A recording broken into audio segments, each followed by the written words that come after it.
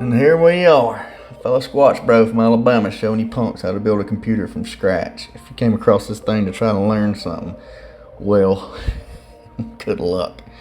First off, I'm attempting to fat finger this 11th Gen i9 processor right out of its birthplace.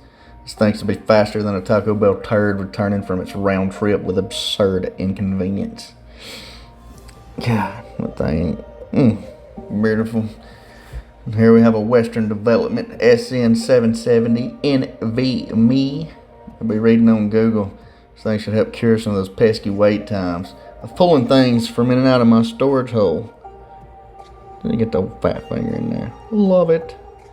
Packaging, swell. This thing is kind of beautiful.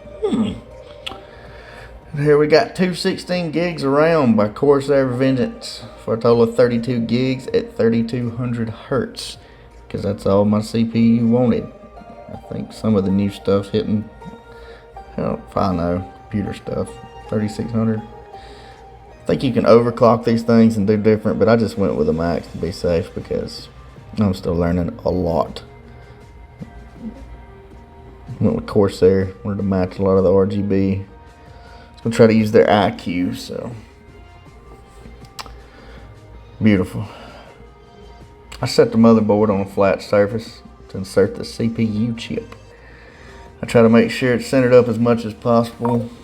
You know, just make sure it got a little wiggle right there. Trying to move around, no move, beautiful. Close the hatch, and you just pop that little cover off right there. Just right here on top of this. After you get the cover off there, that's where you want to apply a thin layer of thermal paste before attaching your CPU fan or cooler. Me, I went with the Corsair liquid cooler. I don't think I got it in video, but I had a thermal paste pre-applied, so I don't have to worry about it. Right here, I'm removing the heat sinks to put the M2 memory. You just take your chip and insert it. A little angle right there, just get a little shimmy jig, Be careful now, you don't like it rough right here. There you go. There we go. Now, she's in. She's all the way in, boys. You just slide it down, the motherboard come with a screw. So, you attach the M2 screw right there and get it secured in the spot. Just push it down and screw her in. And then I just reinstall the little heatsink cover.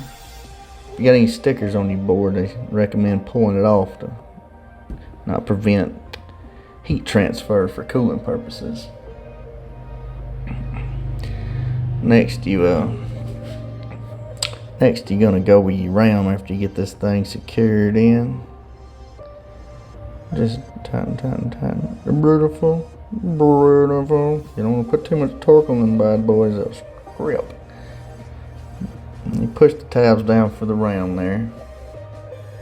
And I'm using two 16 gig sticks, so that leaves me 2 more slots to get up to 64 gigs if I want to add 2 more of the same ones. But you gotta look at your configuration on your board as well. I'm going with a dual lane setup. It's supposed to be faster, so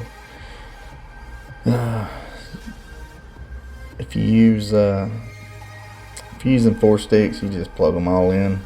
There ain't no configuration. You gotta go in your BIOS, and I think you gotta set this baby up for the dual lanes.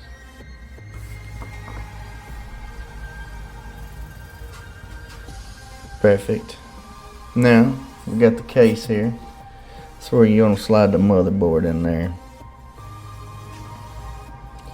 The case will come with all the screws needed to secure it down, pretty much whatever else you need. This also, after you get this secured, it'll also be where you wanna put your fans in how you want them. Your CPU cooler like I did. CPU comes with a lot, so I got the supplied fans there with the CPU, and I had 3 more for my cooler, and they're all RGB, but I'm probably going to change it all up a little bit so I can control everything. I'm probably going to swap the fans out with all Corsair when I get a chance.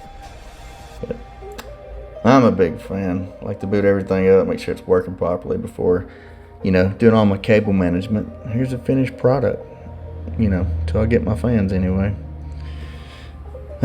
You guys have a good one. Hope you learned something. Not, well.